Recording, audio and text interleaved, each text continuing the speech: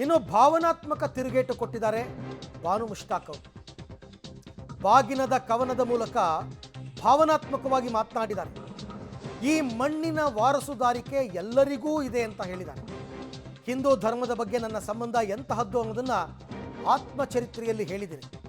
ನನ್ನ ಧಾರ್ಮಿಕ ನಂಬಿಕೆಗಳು ಮನೆಯ ಹೊಸ್ತಿಲನ್ನು ದಾಟಿಲ್ಲ, ಇನ್ನೊಬ್ಬರಿಗೆ ತೊಂದರೆಯನ್ನ ಮಾಡಿಲ್ಲ. ನನ್ನ ನಂಬಿಕೆಗಳು ಮನೆ ಒಳಗಡೆ ಇರುತ್ತೆ. ಹಿಂದೂ ಮುಸ್ಲಿಮರನ್ನು ಬೇರ್ಪಡಿಸುವ ಮನಸ್ಥಿತಿಗಳಿಗೆ ಭಾವನಾತ್ಮಕ ತಿರುಗೇಟನ್ನು ಬಾನು ಮುಷ್ತಾಕ್ ಅವರು ಇವತ್ತಿನ ತಮ್ಮ ಭಾಷಣದಲ್ಲಿ ಆಡಿದ್ದಾರೆ. ಒಂದು ಕವನವನ್ನು ಓದಿದ್ರು, ಬಾಗಿನದ ಕವನ, ಹೀಗೆ ಹಲವಾರು ವಿಚಾರಗಳ ಬಗ್ಗೆ ಪ್ರಸ್ತಾಪ ಮಾಡಿದ್ದಾರೆ. ನನ್ನ ಧಾರ್ಮಿಕ ನಂಬಿಕೆಗಳು, ನನ್ನ ಜೀವನ ಪಾಠಗಳು ಯಾವಾಗಲೂ ಹೊಸ್ತಿಲ ಗಡಿಯಾಚೆ ದಾಟಿಲ್ಲ. ಅವು ಯಾವತ್ತೂ ಪ್ರಾಣಿಯನ್ನು, ಮನುಷ್ಯನನ್ನು ನೋಯಿಸದ ಜೀವಪರ ಮಾನವೀಯ ದರ್ಶನವನ್ನು ಬೆಳೆಸಿವೆ. ನನ್ನ ಆಪ್ತ ಸಂಬಂಧಿಯೊಬ್ಬರಿದ್ದರು, ನನಗೆ ಅವರು ಮಾವ ಆಗಬೇಕು. ನನ್ನ ಮಾವ ಮೈಸೂರು ಮಹಾರಾಜರ ಅಂಗರಕ್ಷಕ ಪಡೆಯ ಒಬ್ಬ ಸೈನಿಕರಾಗಿದ್ದರು. ಅವರನ್ನು ನಮ್ಮೆಲ್ಲ ಮನೆಗಳಲ್ಲಿ ಸಿಪಾಯಿ ಮೊಹಮ್ಮದ್ ಗೌಸ್ ಅಂತಲೇ ಕರೀತಾ ಇದ್ರು. ನನಗೆ ಈಗ ಹೆಮ್ಮೆ ಅನಿಸುವಂಥದ್ದು, ಮಹಾರಾಜರು ಅವರೊಬ್ಬರೇ ಅಲ್ಲ, ಆ ಥರದ ಅನೇಕ ಅಂಗರಕ್ಷಕರು ಮಹಾರಾಜರಿಗೆ ಇದ್ರು.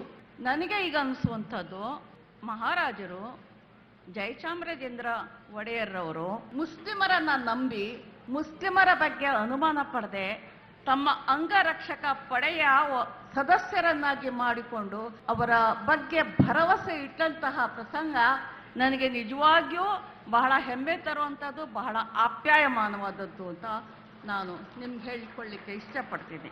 ನಾವು ಪ್ರಜಾಪ್ರಭುತ್ವದ ಮೌಲ್ಯಗಳನ್ನು ಗೌರವಿಸೋಣ.